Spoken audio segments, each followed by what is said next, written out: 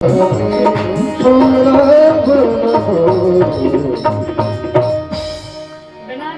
के विवेक नहीं प्राप्त हो सकता। बिना सत्संग के विवेक आपको जीवन में नहीं आ सकता। चाहे जितना पढ़ लीजिए, ज्ञान अर्जित कर लीजिए, लेकिन विवेक कहाँ मिलेगा? इस सत्संग में ही मिलेगा। देवर्षि नारद पहुंचे, सनत कुमारों के पास जाकर के बैठ गए।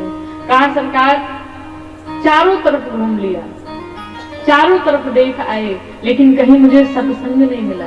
कहते हैं कि अहम तो पृथ्वी यातो ज्ञात्वा सर्वोत्तामिति उत्तरं च प्रयागं च काशीं गोदावरीं तथा। प्रभु कुरुक्षेत्र गया, हरि क्षेत्र गया, पूरे पृथ्वी पर घूम लिया, लेकिन कहीं मुझे सत्संग नहीं मिला। मेरा मन बड़ा दुखित है। बड़े बड़े संतों के यहाँ गया, ऋषि महात्माओं के यहाँ गया, लेकिन कहीं मुझे शांति नहीं मिली, कहीं मुझे सत्संग नहीं मिला। बड़े बड़े मठाधीशों के पास गया, जो बड़े बड़े संत थे। महाराज, एक संत के यहाँ गए तो आश्रम के बाहर लिखा था ब्रह्मचारी जी। मैंने सोचा चलो ब्रह्मचारी जी होंगे, इन्हीं के यहाँ सत्संग मिलेगा। लेकिन बाहर कम से कम 11-12 बच्चे टहल रहे थे। हमने पूछा आपके पिताजी का नाम, तो पता चला ब्रह्मचारी जी के ही बेटे। अब बताओ, नाम लिखा ब्रह्मचारी, बच्चे हैं 11, वहां भी सत्संग नहीं मिला। क्या करें नाथ, मैं बड़ा परेशान हुआ। एक जगह गया तो नाम लिखा था मंदिर के आगे, आश्रम के आगे, त्यागी जी महाराज। नाम था त्यागी, लेकिन आश्रम था 12 मंजिल। देखिए समय कितना बदल गया। पहले जितने फक्कड़ संत रहते थे, जिनके पास कुछ नहीं रहता था, उन्हें लोग कहते बड़े साधक हैं, बड़े संत हैं, किसी से कोई मतलब नहीं, आश्रम से कोई मतलब नहीं। और आज सबसे बड़ा संत किसे कहते हैं? जिसकी सबसे बड़ा, जिसका आश्रम हो, बड़ी बड़ी पहुंच हो, वो सबसे बड़ा साधक है, सबसे बड़ा महाराज है। तो कहते महाराज, नाम लिखा था त्यागी जी महाराज, और मंजिल थी 12 मंजिल, आश्रम बना था। महाराज क्या करें, हमें कहीं शांति नहीं मिली। एक जगह गए तो लिखा था आश्रम के आगे मौनी बाबा, नाम लिखा था मौनी बाबा, और आश्रम इतना शोर मच रहा था कि महाराज क्या बताएं, बड़ा परेशान हुआ। रात्रि के समय एक जगह बैठ गया, सोचा अब कहाँ जाऊं। विचार करते करते सोचा चलो, अगर विरक्तों के पास शांति नहीं है तो गृहस्थों के पास चलो। महाराज गृहस्थों के पास गया। गृहस्थ बड़े सत्कार होते हैं, अच्छे होते हैं, प्रेमी होते हैं, भक्त होते हैं, भगवान के भजन में लगे रहते हैं, वो बड़े अच्छे होंगे। लेकिन महाराज वहां तो और स्थिति खराब है। क्या खराब है? कि करुणी प्रभु तागे हैं, शाल को बुद्धिदायक है, कन्या विक्रयणो लोभाद दंपति नाम च कल्पनम। महाराज गृहस्थों के घर तो और मति खराब है। क्या खराब है? आपस में सास बहू एक दूसरे से झगड़ती रहती है, देवरानी जेठानी की आपस में नहीं पड़ती है, घर में क्लेश मचा रहता है। और तो और साले साहब आकर के बहन क्या रहते हैं, अपनी बुद्धि देते हैं। वृंदावन में एक कहावत है, दीवार बिगाड़े आरो, घर बिगाड़े सारो। माने जिस घर में साले साहब की बुद्धि लगने लगी, फिर उस घर को बिगड़ने से कोई रोक नहीं सकता। ये हम नहीं कह रहे हैं, ये भागवत जी में लिखा गया, कह रहे हैं। देवर्षि नारद के महाराज गृहस्थों के घर तो और समस्या, बड़ी परेशानी। महाराज मुझे कोई कहीं सत्संग नहीं मिला। करते करते मैं पहुंचा श्रीधाम वृंदावन। वृंदावन जब पहुंचा, मुझे लगा वृंदावन आने के बाद मुझे जरूर शांति मिलेगी, जरूर सत्संग मिलेगा। लेकिन वृंदावन में भी मुझे शांति नहीं मिली, वहां भी सत्संग नहीं मिला। मन बड़ा परेशान हुआ। मैं जाने लगा वहां से, और जब जाने लगा बहुत सारे लोग एक जगह इकट्ठा हुए थे, बहुत सारे लोगों की भीड़ लगी हुई थी। मैं सोचने लगा यहाँ भीड़ क्यों है, लेकिन फिर लगा कि कोई बात होगी, फिर मैं वापस चला आया। फिर क्या हुआ, कहा जब मैं वापस आने लगा जोर से आवाज आई, हे संत भगवान रुक जाओ, कहाँ जा रहे हो, मेरी बात तो एक बार सुन लो। पीछे मुड़ करके देखा, जब पहुंचा जहां भीड़ लगी थी, उस भीड़ के पास जब मैं गया तो देखा मैंने क्या, कहा एक युवती को देखा। उनकी गोद में 2 वृद्ध पड़े हुए थे। मैंने पूछा आप कौन हैं? कहा महाराज मेरा नाम भक्ति है। ये कौन है? कहा ये दोनों मेरे पुत्र हैं, ज्ञान और वैराग्य। कहा ये वृद्ध क्यों है? कहा महाराज अब आप इनकी मूर्छा छुड़ाओ, ये मूर्छित है, ये वृद्ध हो गए हैं। क्यों? इस समय में कोई ज्ञान वैराग्य को नहीं जानना चाहता, अपने जीवन में कोई धारण नहीं करना चाहता। अगर इनकी यही स्थिति रही तो मैं इस देश को छोड़ करके चली जाऊंगी कहीं दूसरे स्थान पर, मुझे यहाँ नहीं रहना। मैं बड़ा परेशान हुआ। कहा नहीं, मैंने कहा देवी आप भक्ति महारानी हैं, और आप इस कलिकाल में अगर छोड़ करके चली गई तो फिर समस्त मनुष्यों का क्या होगा। मैंने उन्हें रोका। आकाशवाणी हुई, और आकाशवाणी जब हुई, आकाशवाणी ने कहा महाराज आप सत्कर्म करो। अब मैं सोच में पड़ गया, सत्कर्म क्या है? सत्कर्म करो। जितने भी ग्रंथ थे सब सुना डाले, सारे वेद सुना डाले, लेकिन महाराज ज्ञान और वैराग्य की मूर्छा नहीं छूटी। अब वो असली सत्कर्म है क्या? क्या सत्कर्म है? क्या करूं मैं उनकी मूर्छा छूटे? उन सनत कुमारों ने कहा महाराज सत्कर्म कुछ और नहीं है, सत्कर्म श्रीमद् भागवत महापुराण है। आप उन ज्ञान और वैराग्य को श्रीमद् भागवत महापुराण की कथा सुनाइए, उनकी मूर्छा जाएगी। और वही सनत कुमार बद्रीनाथ धाम में से चल करके हरिद्वार में आए। ये श्रीमद् भागवत महापुराण की कथा हरिद्वार में आयोजित की गई। क्यों? ऊपर के भी संत नीचे चल के आ सके और इधर के संत हरिद्वार में पहुंच सके। बिल्कुल मध्य में कथा रखी गई। सभी संत इकट्ठा हुए, देवर्षि नारद वहां बैठे, यजमान बन करके, परीक्षित बन करके। सनत कुमारों ने व्यासपीठ पर बैठ करके और भगवान की कथा को गाना प्रारंभ किया। जैसे भगवान की कथा शुरू हुई, श्रीमद् भागवत महापुराण की कथा शुरू हुई, बीच में ही भक्ति महारानी खड़ी होकर के लगी नाचने, लगी नृत्य करने, सभी लगे गाने कि श्री कृष्ण गोविंद हरे मुरारी, हे नाथ नारायण श्री कृष्ण गोविंद हरे मुरारी, नाथ नारायण वासुदेव।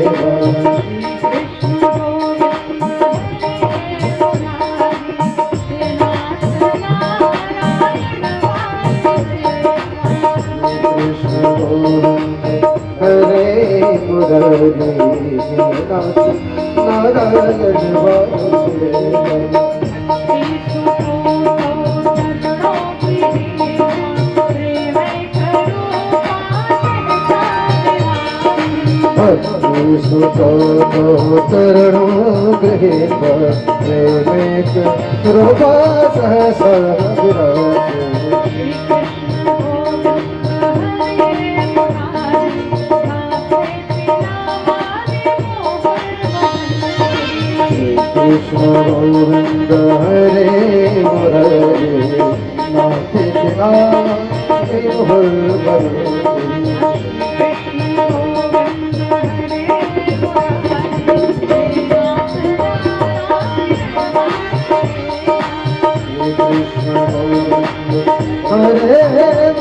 मुरारी, नाथ नारायण वासुदेव।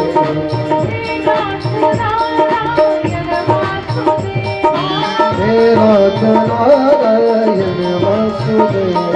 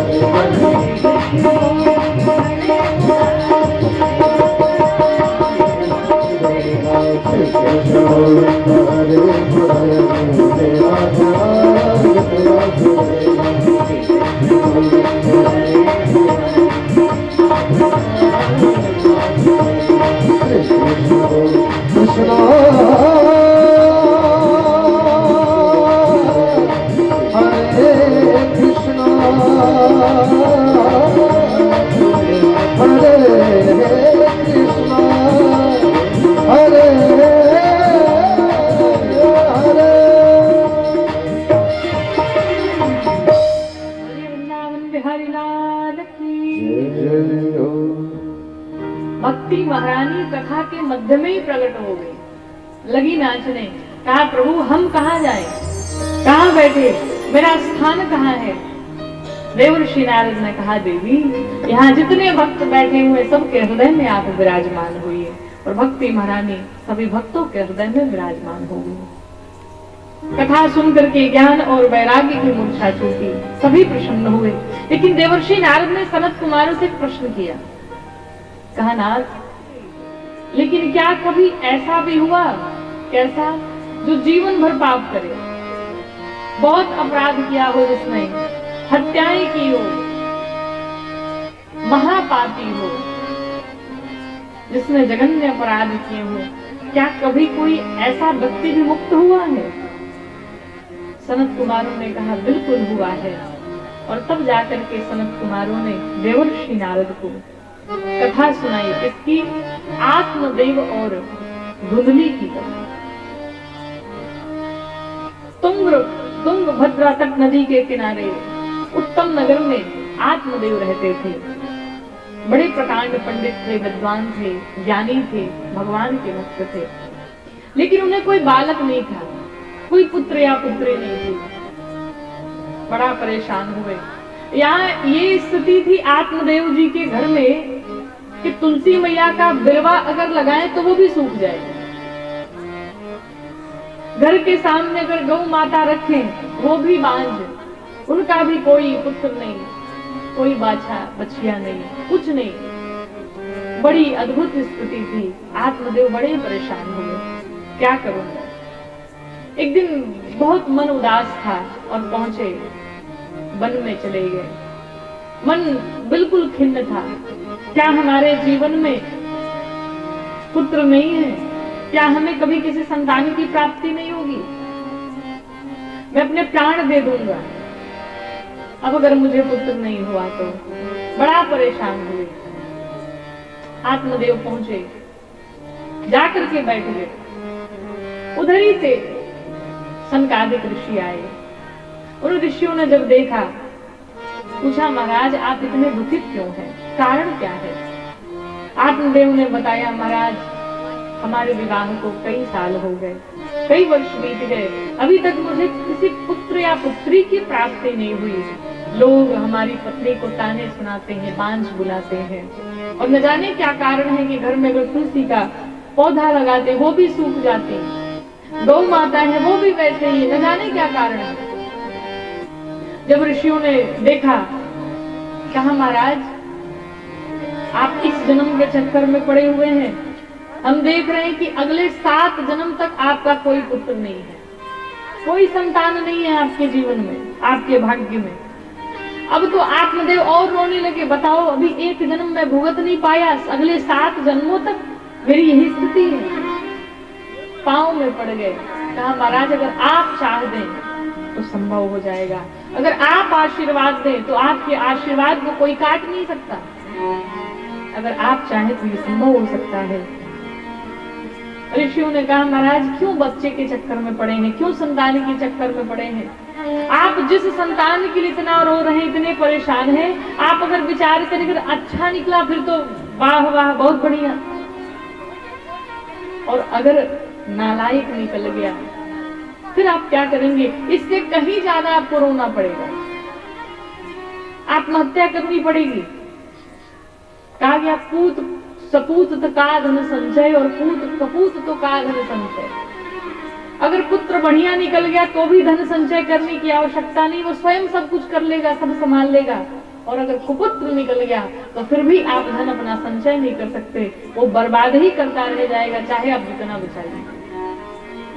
तो महाराज क्यों पुत्र के चक्कर में पड़े हैं, क्यों परेशान हैं? अरे अगर आपके पास पुत्र नहीं है तो भगवान की भक्ति करिए, श्री ठाकुर जी को अपना पुत्र मानिए, उन्हीं की भक्ति करिए, उन्हें लाड प्यार दुलार करिए।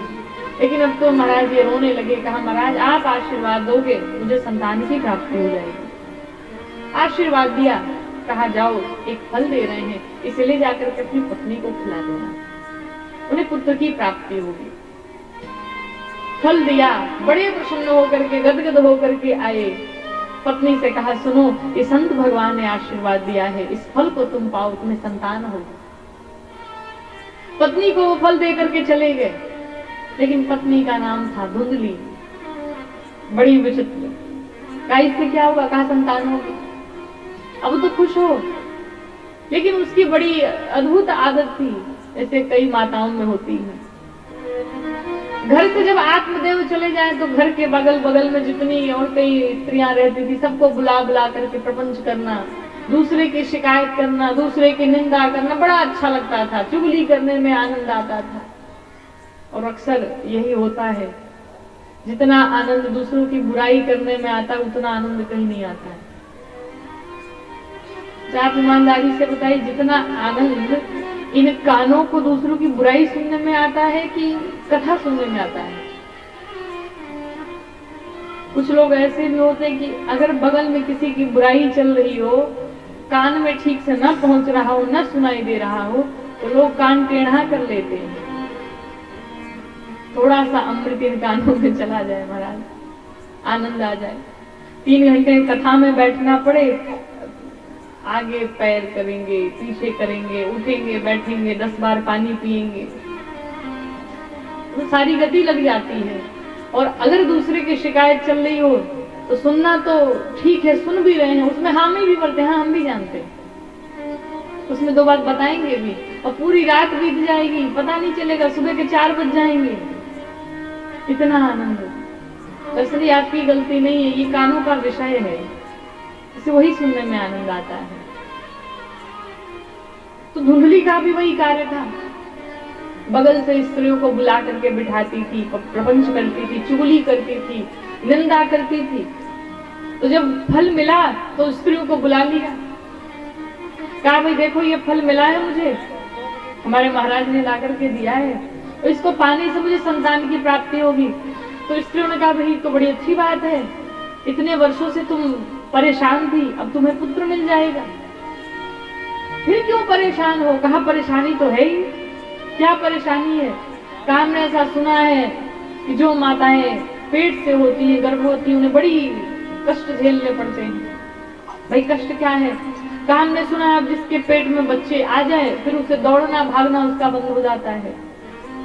कहा तुम्हें दौड़ के करना ही क्या है? उसने कहा मान लो घर में अगर आग लग गई तो हम कैसे दौड़ेंगे, पता चले हम उसी में जल जाएंगे, सब भग जाएंगे।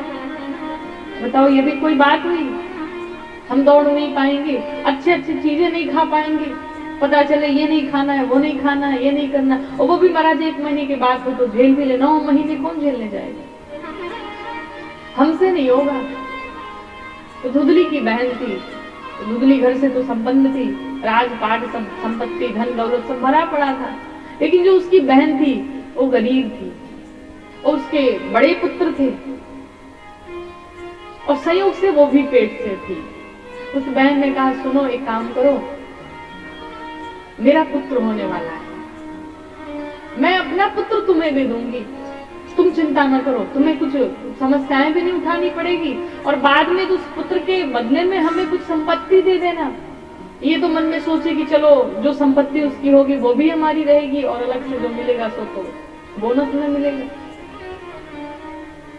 बहन की बात मान गई, कहा तुम झूठ में नाटक कर लेना कि हमारा बच्चा होने वाला है।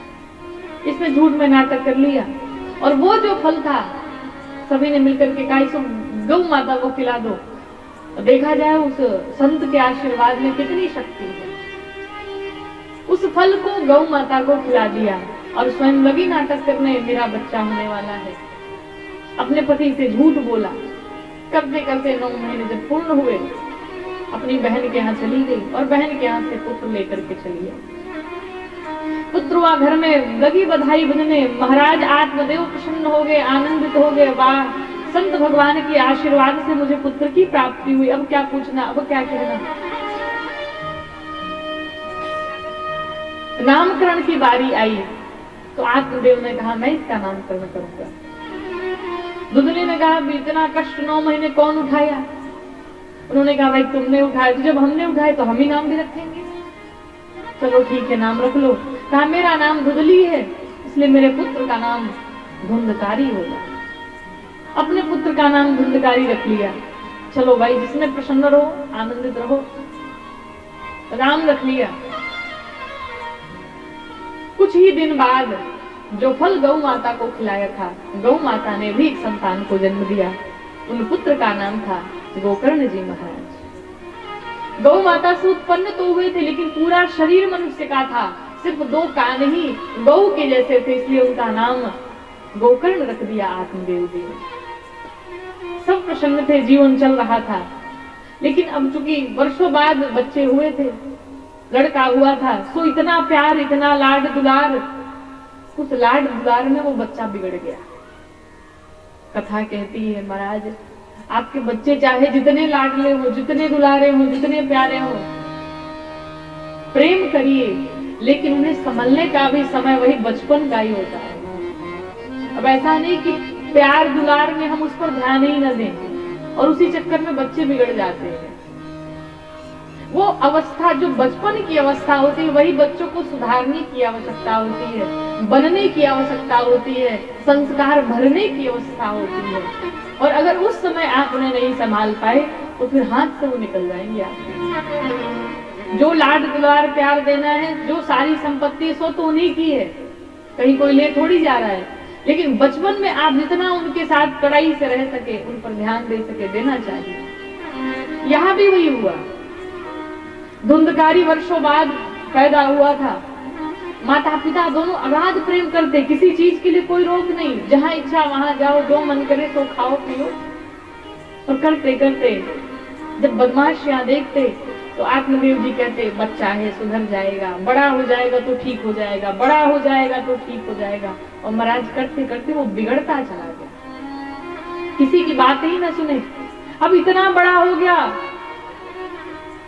ऐसा दुष्ट प्रकृति का हो गया कि आत्मदेव जी कुछ कहते लगा जुबान लड़ाने, हर बात का उत्तर देने लगा, पिताजी का अपमान करने लगा। बात बहुत आगे बढ़ गई। अंत में एक दिन आत्मदेव जी बड़े परेशान हुए। बताओ जिस बालक के लिए हमने इतनी तपस्या की, इतना हम रोए गिड़गिड़ाए, संतों के समक्ष जाकर के हमने इतनी विनती की, वो बालक आज मुझे ऐसे कष्ट दे रहा है। और महाराज माता पिता तो ऐसे ही होते हैं। अगर किसी माता पिता के बालक ना हो तो देश का कोई मंदिर छूटता नहीं। जिस मंदिर पे माँ बाप जाते हैं उस मंदिर पर जाकर के मन्नत मांगते हैं, प्रभु हमें पुत्र या पुत्री हो जाए तो हम आएंगे आपके दर्शन करने इत्यादि। लोग न जाने क्या क्या मनौती मांगते हैं। लेकिन वो बालक जब पैदा होते हैं, बड़े होते हैं, तो माँ बाप को इतनी यातनाएं देते हैं। आप विचार करिए उन माँ बाप पर क्या गुजरती होगी। वो सोचते होंगे कि इसे ही पाने के लिए हम कितना व्यग्र थे, लेकिन आज वही बालक बड़ा होकर के हमारे साथ ऐसा कर रहा है। आत्मदेव जी की भी यही स्थिति हुई।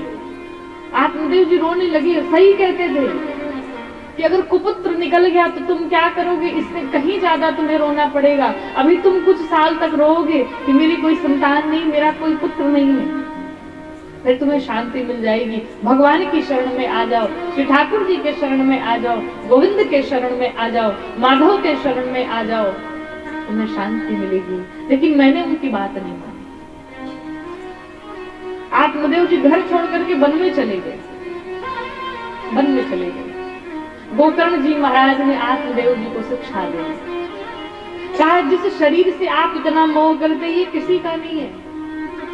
जिस बच्चे से, जिस संतान से आपको इतना लगाव है, इतना मोह है, ये किसी का नहीं है। आपको तो उस बात पर ध्यान देना चाहिए जो आपको यहाँ से लेकर के जाना है। जिस कार्य के लिए आप यहाँ आए हुए, उस कार्य पर आप ध्यान दो। आत्मदेव जी घर छोड़ करके चले गए। माँ बच गई।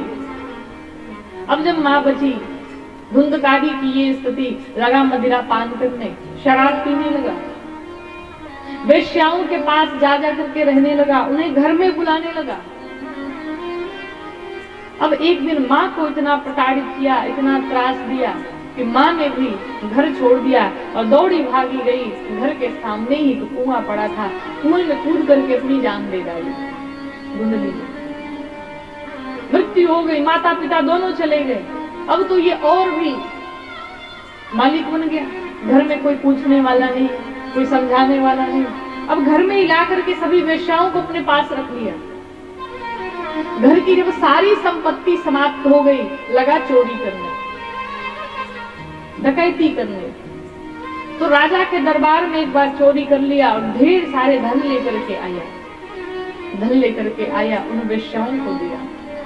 उन सभी ने, पांचों वेश्याओं ने आपस में बात की कि इसने राजा के दरबार से चोरी की है और राजा आज नहीं तो कल इसे अवश्य पकड़ लेंगे, और अगर ये पकड़ा गया तो साथ साथ में हम भी पकड़े जाएंगे। इससे अच्छा इसे मार डालो। और पांचों वेश्याओं ने मिलकर के धुंधकारी को मार डाला। अग्नि में जल करके धुंधकारी समाप्त हो गया, मर गया। उस समय गोकर्ण जी को जब पता चला, गया जी ने जाकर के श्राद्ध किया, तर्पण होम किया धुंधकारी के नाम से। जब गोकर्ण जी महाराज कुछ वर्ष बाद जब वापस घर पे आए, रात्रि के समय जब पहुंचे, पहुंचने के बाद कभी गधे की आवाज आने लगी, कभी सुकर की आवाज आने लगी, कभी अजीबोगरीब आवाजें कानों में गूंजने लगी। गोकर्ण जी महाराज ने कहा, तुम कौन हो, कैसी ये आवाजें हैं? अब वो चूंकि प्रेत बन चुका था, सामने दिखे कहां। कमंडल में से जल निकाला, छिड़क दिया, और जैसे ही कमंडल का जल छिड़का, धुंधकारी आया।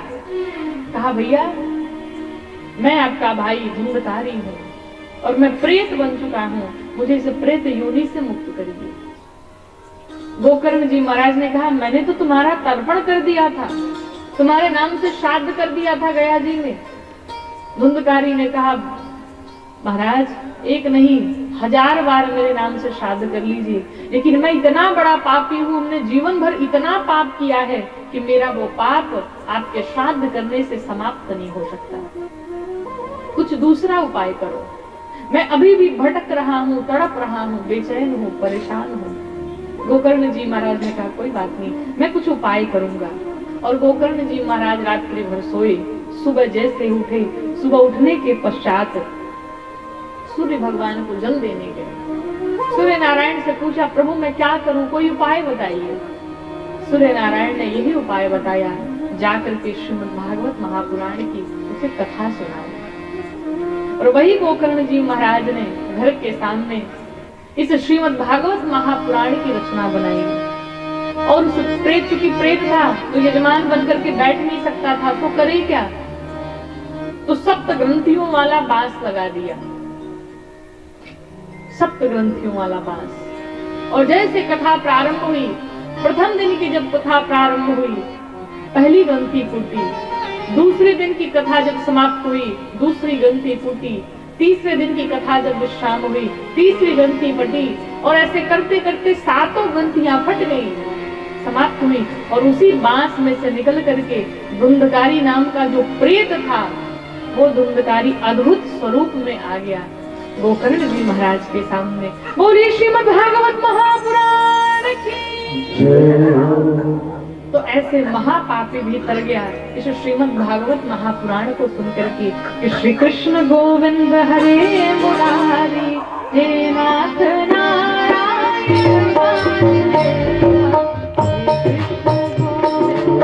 हरे मुरारी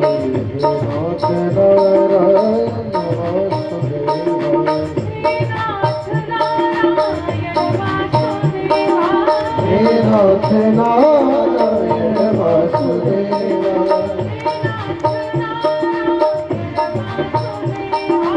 हे नाथ नारायण वासुदेवा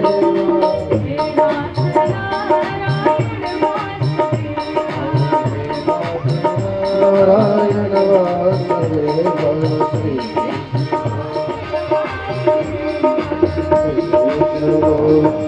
हरे मुरारी नारायण वासुदेवा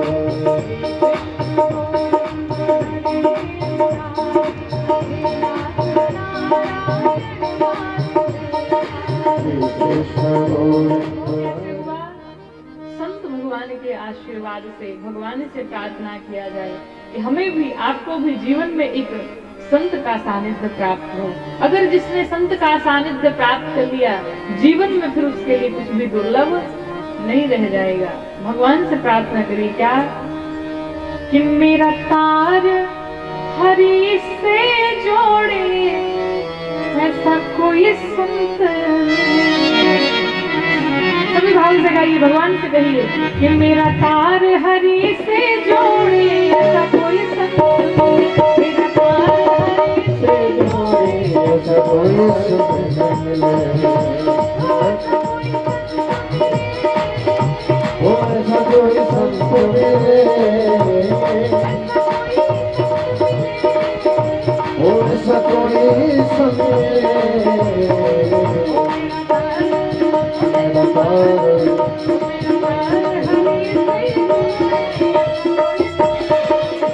हरि से जोड़े ऐसा कोई संत मिले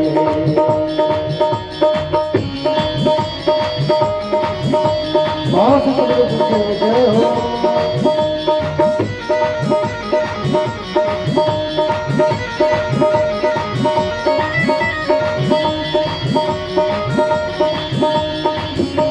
वृंदावन हरिलाल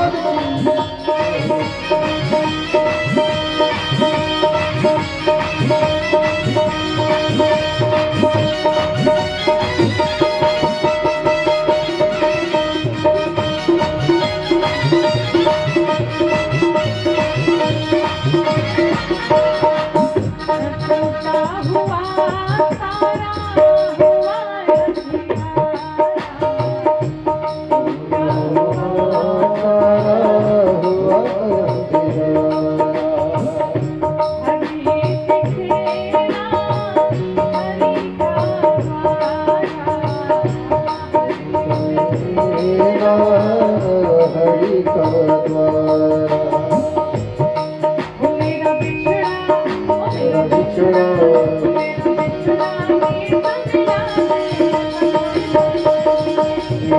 जय हो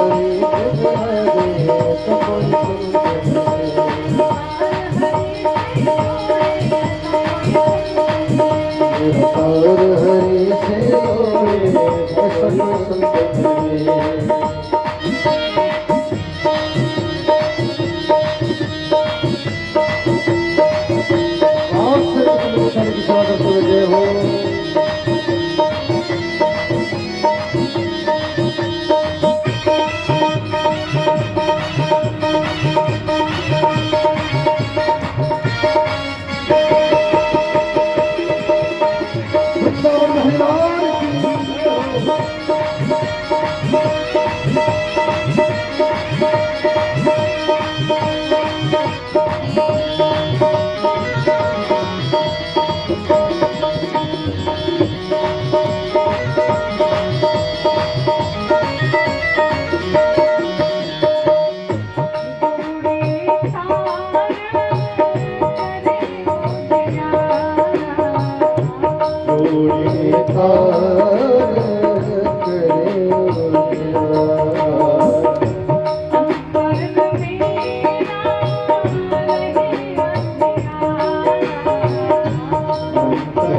मेरा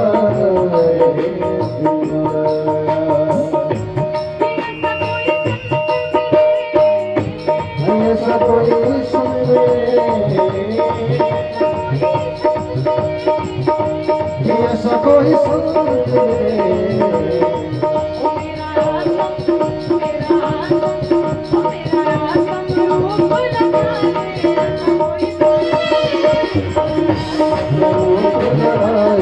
कोई संत नहीं, और हरि से ऐसा कोई संत नहीं।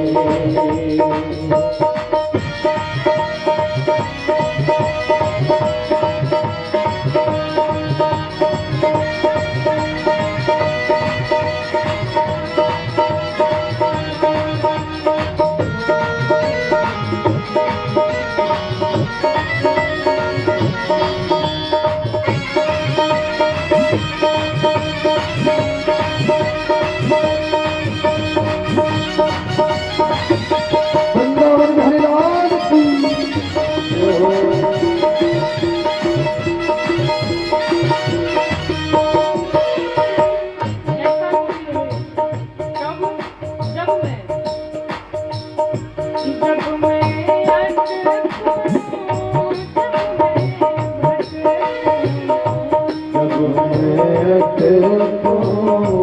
जग में भटकूं, हरि के मिलन को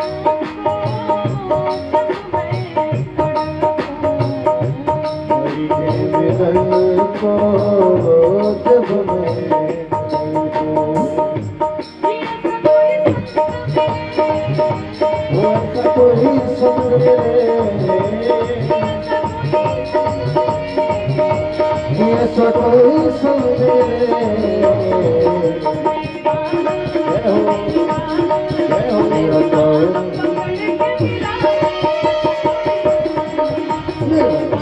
पकड़ के दिलाए ऐसा कोई संत नहीं, मेरा कौन हरि से जोड़े ऐसा कोई संत नहीं, मेरा कौन हरि से जोड़े ऐसा कोई संत नहीं, मेरा कौन हरि से जोड़े ऐसा कोई संत नहीं, मेरा कौन हरि से जोड़े ऐसा कोई संत नहीं, मेरा कौन हरि से जोड़े ऐसा कोई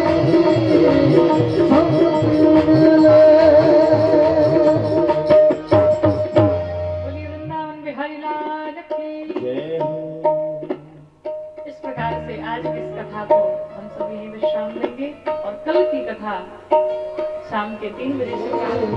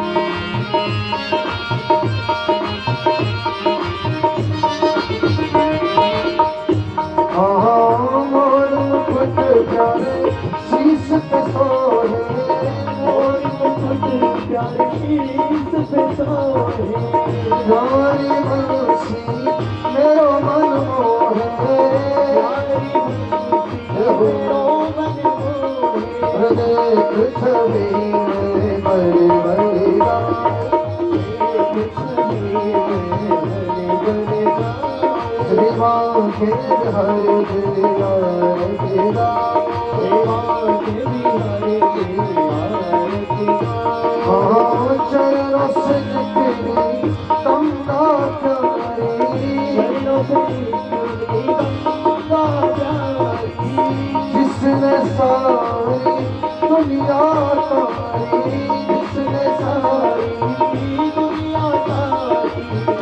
चरणों के दर्शन पाओ, चरणों के दर्शन पाओ, सेवा में हर तेरी आरती पाओ, सेवा तेरी हर तेरी आरती पाओ।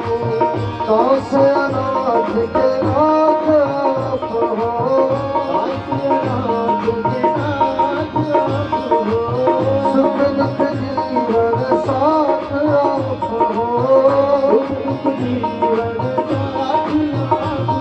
हरे उन चरणों में शीश नवाओ, उन चरणों में शीश नवाओ, सेवा के हरे तेरी आरती पाओ, सेवा के हरे तेरी आरती पाओ।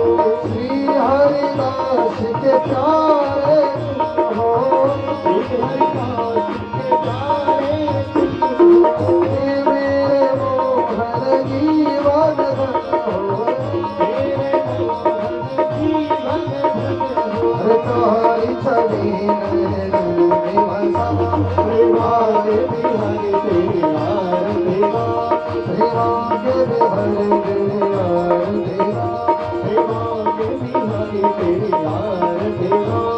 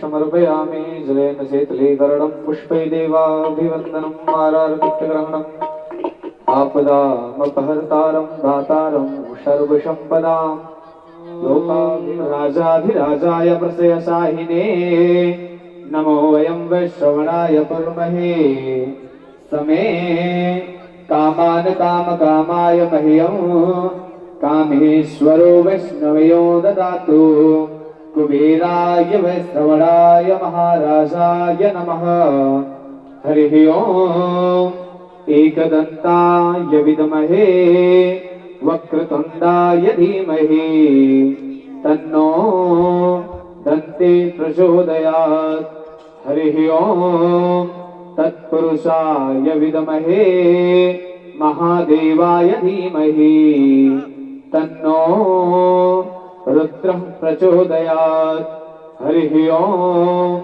नारायणाय विद्महे वासुदेवाय धीमहि तन्नो। श्री राधे। सभी भक्त अपने स्थान पर बैठ करके आरती प्रसाद ग्रहण करें और आप सभी ने आज